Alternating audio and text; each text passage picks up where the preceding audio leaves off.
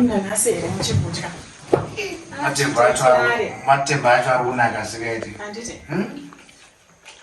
Ndimabika. Mutupo chini. Moyo. Munobika moyo. Munobika. Kumushanda uko? Kwagutu. Ndazviona. Akabika mangwana mufana udarika pakabikira kwamaita zvikunaka zvingaita. Zviri kunaka. Anonaka zvakadiko matemba atamazvimotese. Ari kunaka zvara unobika. Maita basa. Maita basa. Mati moyo. Moyo. Maita basa moyo. Oya. Achiko madam. Kutenda kwacho anyanyonaka zvakaita matemba ndagara chingobika panapa. Ndimabika. Aiwa ndisinda mabika angu asindosimbomabika wana utende zvakadaro. Pamwe kusiyana tsika dzacho wakomana.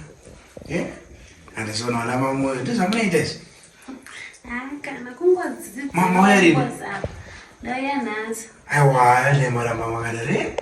Wakomana. Ya. Yo yakunewe. Ndikoya tete. Ndambokuratidza.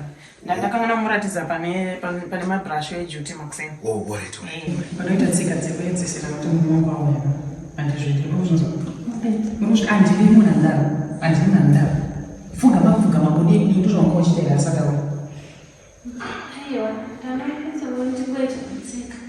Uchitira nzika murumongo. Uchitira murumongo tsika. Anditi kuzviona izvo tsvakuita problem. Ifirst day rakwasita kuita problem. Muzvinzo. Zvekufugama zvaurikuita nezvaurikuita izvo ndakuita kuonekwa ndizvo. Ndizvoona. Yakuna mablankets ako. Taka mablankets ako waridza. Kasika. Unokwana ndizvo? Ndikona. Alright. Chipinda kungobeza ndakudza maitiro acho emanheru. Handiti? Handinokwana. Tona namangwana. Alright. Ndinotofara urara ke. Unofana urara. Zvozvo nemaneta. Tata mabasa. Mutisa ere kuita that. Saka makaneta kapa namati. Saka makaneta kapa namati. Ndikabva zvinhu zvakawanda. Mutasebe. Mutasa chichamutarisa. Zvinoshamisa kushamisa chichamushandiswa nacho. Murubisa imbe kutasa ndi munhu batane murume.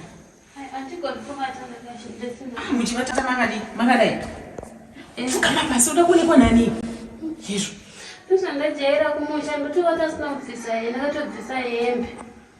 Muri kutarisa ikwenewo. Muri kutarisa chi? Muri kutarisa chiko namukutarisa iwe. Sorry, madam. Sorry. Pfeka hembe dzako iwe. Ini ndikona ndikuranira idress yokutora usina chinhu. Pfeka iwe. Izvo. Ndozvandirada uri muboshwa kudaro. Une murume? Aiwa ndina. Saka wanze wata usina? Handizvigoni zvekuvata ndakapfeka hembe. Aiwa uchatozvigona. Panapa nditombode. Ndakakudza panapa nditombode. Handiri munhu anosunudza musoro. Munhu anosunudza anomuka mukandi. Manje ukatonzwa weti uchatoimukira makusenja izvo zvavo uchatosunudza musoro. Ted, mama kandimirira mirai kukuratidzai.